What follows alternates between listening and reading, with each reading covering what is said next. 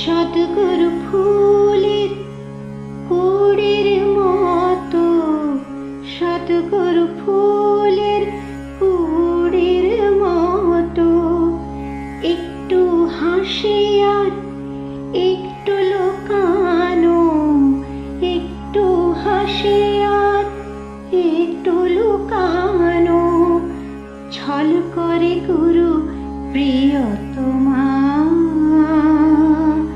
ছল করে গুরু প্রিয়তমা, আমার মনকে ভোলায়, ছল করে গুরু প্রিয়তমা, আমার মনকে ভোলায়।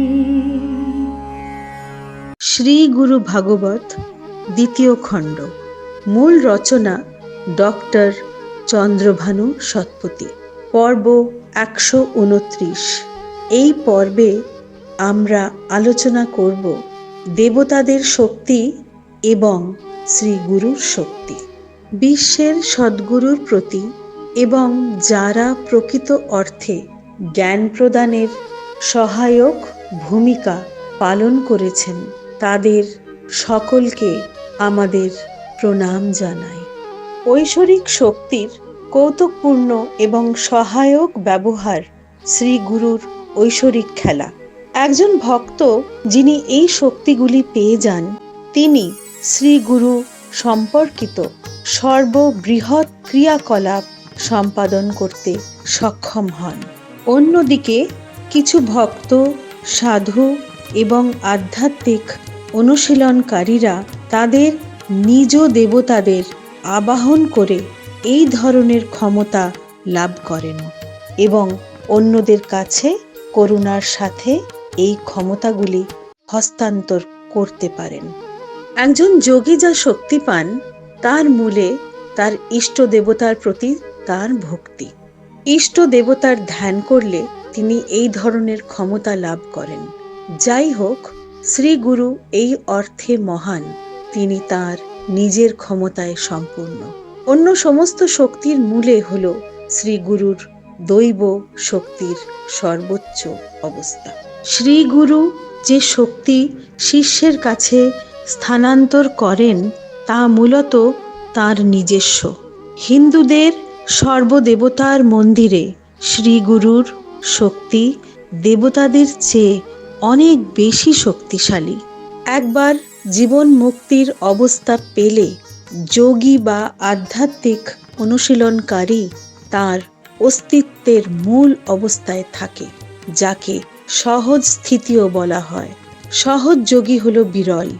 এমনকি যখন সমস্ত ক্ষমতা তার আদেশে থাকে তবুও তিনি তার আসল ঐশ্বরিক প্রকৃতি বজায় রাখেন। একজন যোগী যে প্রতীয়মান হয় যে সে তার অস্তিত্বের স্বাভাবিক অবস্থায় আছেন, যাকে সহজ যোগীও বলা হয়, তাকে বোঝা সহজ নয়। এমন সহজ যোগী অতি বিরল। তারা স্বতঃস্ফূর্ত এবং স্বাভাবিক আচরণ প্রদর্শন করে তাদের ঐশ্বরিক ক্রীড়া বা ঐশ্বরিক ক্রিয়াকলাপ চালিয়ে যান। অন্তরে তিনি সহযোগী, ঈশ্বরের সাথে এক, কিন্তু বাহ্যিকভাবে তিনি একটি সাধারণ মানব অস্তিত্বকে প্রতিফলিত করেন। একজন যোগী আধ্যাত্মিক বিবর্তনের তুরীয়াতীত স্তরে এমন একটি অবস্থায় প্রবেশ করেন। বাহ্যিকভাবে তিনি অন্য যে কোনো মানুষের মতন, কিন্তু ভেতর থেকে তিনি মানব রূপে ঈশ্বর। ঐশ্বরিক নিয়ম প্রতিপালন করে তিনি অলৌকিক কার্যকলাপ করেন। পরামুক্তি পাওয়ার পর যোগী আধ্যাত্মিক আবেগের এমনই এক স্বাভাবিক ভাবের অবস্থায় প্রবেশ করেন। অন্যদের সাথে তিনি একজন সাধারণ মানুষের মতন আচরণ করেন, যেখানে তিনি সম্পূর্ণরূপে ঐশ্বরিক। হিন্দুদের সর্বদেবতার মন্দিরে এমনকি দেবতারাও সদ্গুরুদের মহিমান্বিত ব্যক্তিত্বের সম্পর্কে অজ্ঞ। শুধুমাত্র একজন সদ্গুরুই অন্য সদ্গুরুর সাথে সত্যিকারের সম্পর্ক করতে সক্ষম। শ্রী গুরুর চরণে আমাদের সবাইকার সাষ্টাঙ্গ প্রণাম।